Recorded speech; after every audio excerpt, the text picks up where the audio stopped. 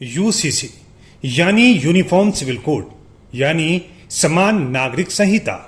आजकल भारत में हर शख्स इस पर जमकर चर्चा कर रहा है। जब से प्रधानमंत्री नरेंद्र मोदी ने यूसीसी पर बयान दिया है, मानो बीजेपी के तमाम नेता यूसीसी की तारीफ में जुट गए हैं।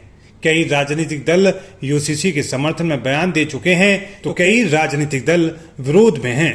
लेकिन सवाल ये कि आखिर यूसीसी क्या कभी भारत में लागू हो सकता है, और हो सकता है तो कब तक? सवाल आपके जहन में और भी कई होंगे, लेकिन आज बात इन दो सवालों पर ही करेंगे।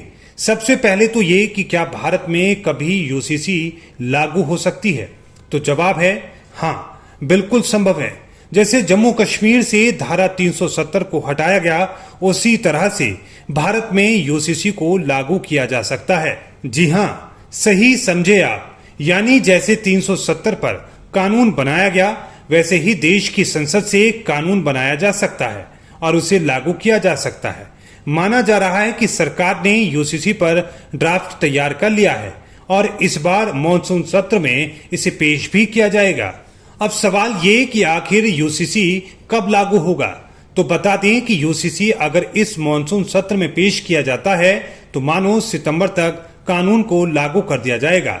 सबसे पहले तो सरकार यूसीसी को पेश करेगी, जिस पर लोकसभा में चर्चा की जाएगी, जिस पर एक दिन में चर्चा खत्म हो सकती है।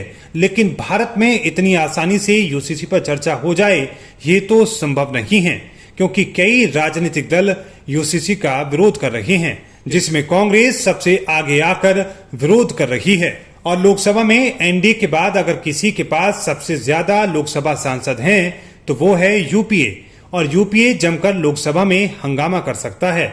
इसलिए यूसीसी को लोकसभा में पास कराने में करीब एक सप्ताह का समय लग सकता है। इसके बाद नंबर आएगा राज्यसभा का, जहां बीजेपी के पास बहुमत तो नहीं है, लेकिन कई राजनीतिक दलों का बीजेपी को समर्थन प्राप्त है, जिसमें आम आदमी पार्टी, बीएसपी समेत कई ऐसे दल हैं जो अपना बयान दे चुके हैं।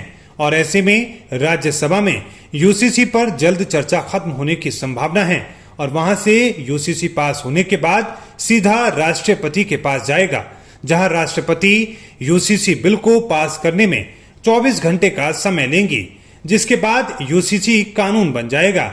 और इसके बाद पूरे देश में सभी के लिए एक कानून होगा, जिसके लिए बीजेपी लंबे समय से संघर्ष कर रही है।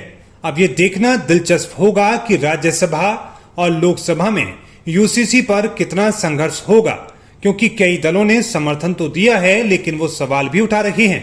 खुद आम आदमी पार्टी और बसपा समर्थन की बात तो कह चुके हैं, लेकिन सवाल भी उठा रहे हैं, क्योंकि यूसीसी 2024 में बीजेपी के लिए तुरुप का इक्का साबित हो सकता है। इसका उदाहरण उत्तराखंड में भी देखने को मिला है, क्योंकि वहां बीजेपी ने यूसीसी पर कानून की बात कही तो जनता ने जमकर वोट दिए, जिसकी बदौलत पहली बार कोई राजनीतिक दल लगातार दूसरी बार सरकार बनाने में कामयाब रहा।